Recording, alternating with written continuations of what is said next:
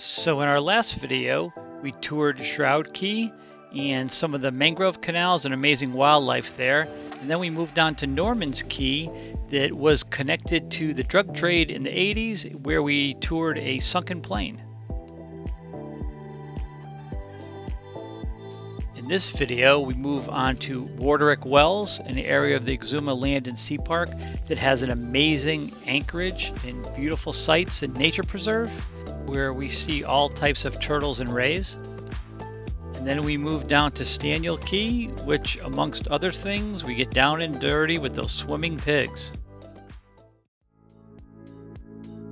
Have you ever dreamed of selling it all and cruising into the sunset? Well, that's exactly what we did. It's no fun going it alone though, so why don't you join us for the ride? So we're moving further south in the Exhuma Cay's Land and Sea Park, sort of toward the middle, to a place called Warderick Wells Key, and they have some very nice anchorages there, mooring balls available, and also that's where the park headquarters is located. So we decided to pick up a mooring ball in the North Field, a very picturesque sort of anchorage, and you have to call the park on the VHF to request a ball, and if one's available, they will assign you a number. The mooring field is fairly linear and private, so everybody has a bit of their own space, and we were lucky enough to have our own little private beach to the side.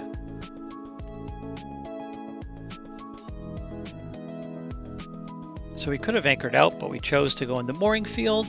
And what a mooring field is a number of balls that are anchored to the sea floor with a chain, and on that ball is a thing called a pennant that usually is floating. You hook it, and then you tie it up to your boat using two lines so that you have some redundancy, and that's pretty much it. We had seen this particular mooring field in pictures and knew we wanted to stay in it.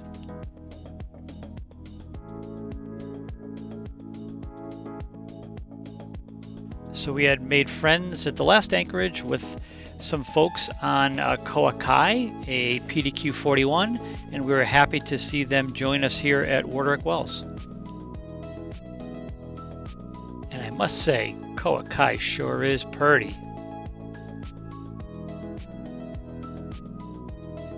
So there's a nice beach at Warderick Wells called Whale Beach. The beach has cabanas for shade and also a number of beach chairs for general use. So you can just take them, unstack them, and then put them back when you're finished, which is really pretty nice for a beach, and everything is included in your mooring fees.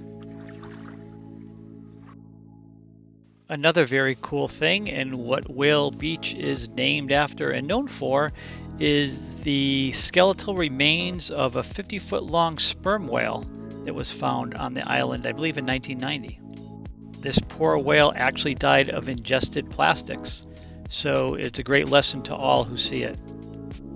I took this pic of Lori and Pancake next to it just to show the scale of this massive creature. A short walk up the hill takes you to the park office, where you could pay fees or make reservations or learn a little bit about what the park has to offer. They sell some souvenirs and promotional items, and they also sell beer there. There's no restaurant on the property, and there's also no water available nor a place for rubbish, so you have to be pretty self-contained to stay there. One of the more popular attractions in Warderick Wells, outside of the water activities, is Booboo Hill. Booboo Hill is a short hike from the main beach there, and you have to forage a little tidal stream and walk up a hill, but it takes you to a place with commanding views of the island and a place where cruisers have left little mementos along the way in the form of carved wood or painted wood with their boat names. The pile of names is at least 60 feet long and represent years of cruisers leaving their mementos. But really, one of the best parts of Booboo Hill is the commanding view of Warderick Wells and the park. There's also an outstanding view of the North Mooring Field and then off to the Exhuma Sound.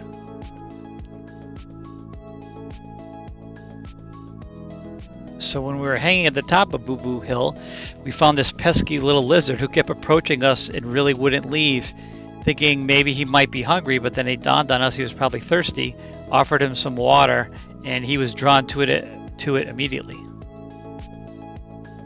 Back on the beach, we found it to be super calm because it was so well protected, great for swimming and paddleboarding. So what we also found was that under our mooring ball there was a grassy field, and the turtles love to hang out there, and you could see their round disc shape in this little clip. We found that the turtles were surfacing rather regularly, so Lori jumped right in to do some snorkeling with them. But she didn't stay in that long because there were also a few sharks in the area, though I think they were pretty harmless nurse sharks. So over the course of the next 2 days, about every 2 minutes, one of these turtles would surface, and you could literally hear it gasping for air. It sounded like a snorkeler who was surfacing, or a human, and it was pretty interesting to watch this happen over and over.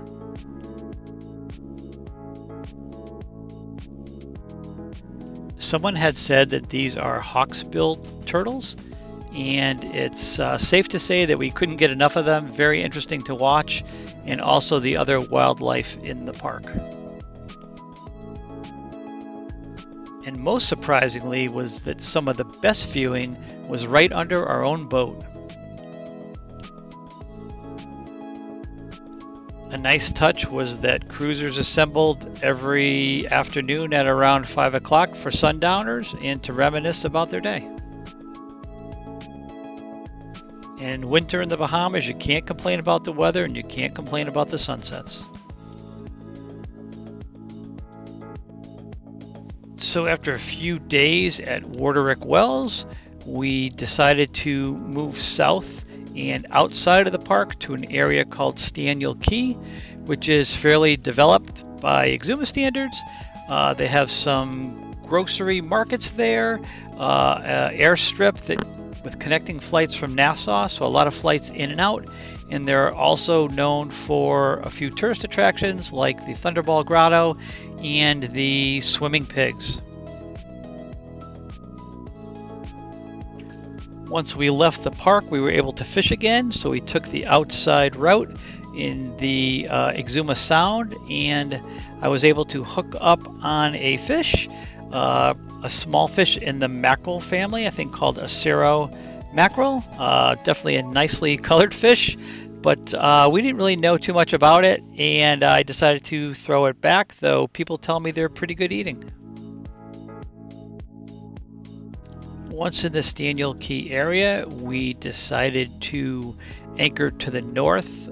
You can see that red arrow at the top at a place called Big Majors, and the reason we did that was because it was protected from the south winds that were blowing and that we could hide behind the land for a calm anchorage. It's also adjacent to the very famous Pig Beach. As we anchored, our friends from sailing vessel Sonder dinghied up to us to say hello, and we were surprised that a pig had come and swam out to us already, and we were about 200 yards from the beach. I'll let the video tell the rest of the story, though. Watch your fingers. Give him something. Oh, he can't get it. He's working hard. He is really working hard. Piggy, what is that? Oh my god, Piggy must be freaked out. Look at your shoulder still. Oh, he just pooped. Oh, he's pooping. Oh! I put the scare into there. Oh, he's pooping a lot. We'll open his Yeah. Everybody poop. Well, talk about pooping and running. That pig had enough of us.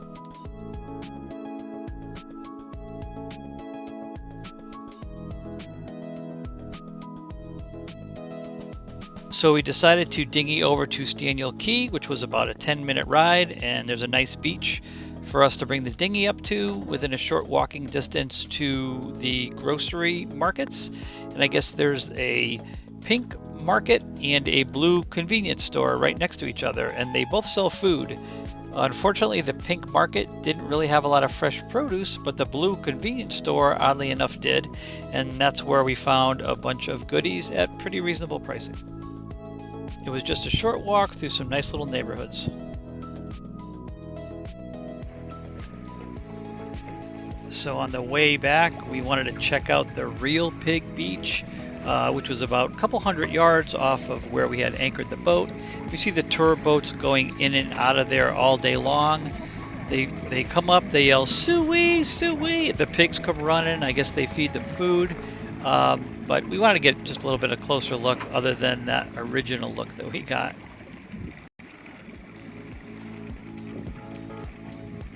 And some of the big boys, or should I say big boars, have some tusks, and they get pretty close and aggressive looking for food. I think they want you to stay in your dinghies, but being a rubber dinghy, I was wondering if the tusks could pierce it. Haven't heard about it, but didn't want them to really jump on board or do some gnawing. There were a number of small piglets running around, and I'm sure that's everybody's favorite, but also signs that saying don't lift them up. Not sure why. Maybe the sows get aggressive, but we didn't see anybody doing that, but we did see a number of little piglets. The next day we went over to Staniel Cay again, and we visited the Staniel Cay Yacht Club, which has some pretty cool villas. Looks like rental villas next to it, and probably the most amazing little dinghy entrance that I've seen, with a little breakwater outside and a little beach to pull your dinghy to, or you could tie it up to the rocks if you want.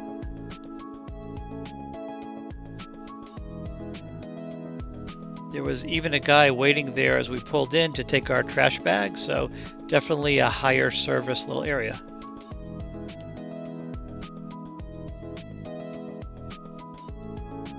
The club itself has a nice bar area that gets pretty lively around happy hour. We ate there also, had some burgers, some conch fritters. All of them were pretty good.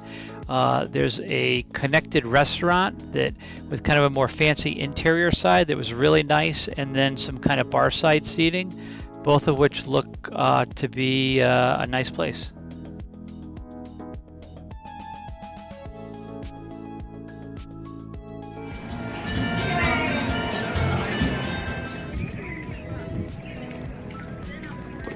Outside by the docks and the fish cleaning station, they had their requisite nurse shark area, and it looks like one of the parents was feeding her child to the nurse sharks.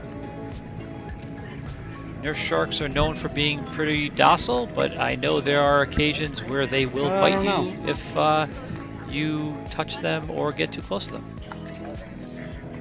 So how do I know this, you ask? Well, because one of the nurse sharks got me when I was getting out of the dinghy.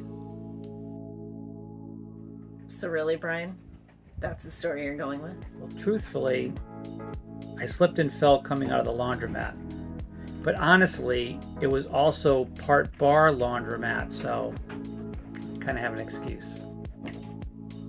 I think on that note, it's time to wrap up this week's video. Thank you all for watching, and please like and subscribe.